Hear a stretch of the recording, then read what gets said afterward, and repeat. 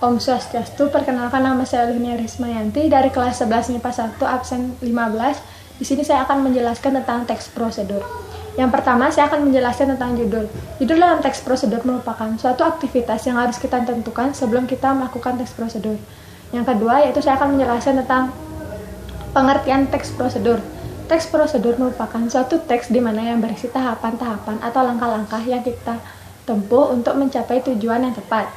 Yang ketiga, yaitu saya akan menjelaskan tentang jenis-jenis teks prosedur.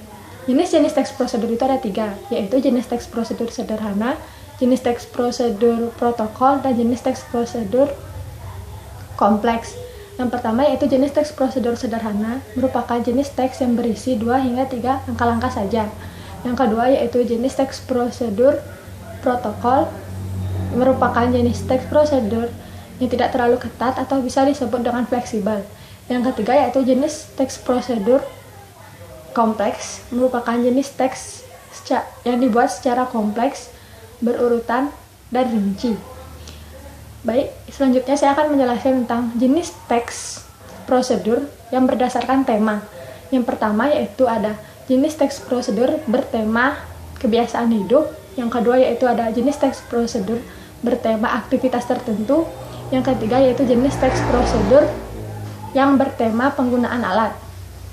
Contohnya yaitu kebiasaan hidup itu, contohnya itu saat kita kiat untuk belajar biar mendapat beasiswa dari sekolah lain. Yang kedua, yaitu ada tema tentang aktivitas tertentu, yaitu saat kita ingin memasak sesuatu. Yang ketiga, yaitu bertema tentang penggunaan alat, contohnya itu saat kita menggunakan CPU atau komputer. Selanjutnya, saya akan menjelaskan tentang struktur teks prosedur.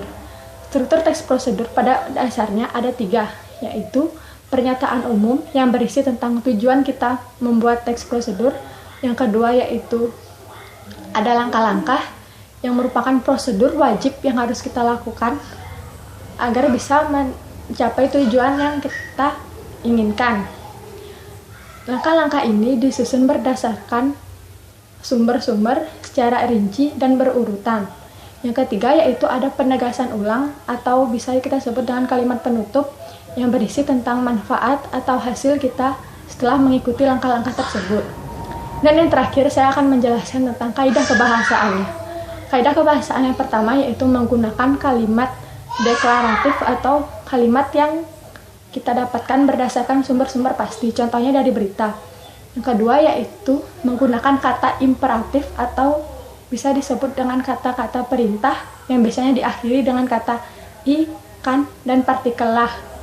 Lanjut, menggunakan konjungsi sebagai penambahan makna. Yang selanjutnya yaitu menggunakan gambar terperinci dan menunjukkan alat dan bahan. Baik, sekian dari penjelasan saya. Jika ada kesalahan, mohon maaf. Dan saya ucapkan terima kasih. Dan terakhir kata saya ucapkan para Santi. Om Santi, Santi, Santi.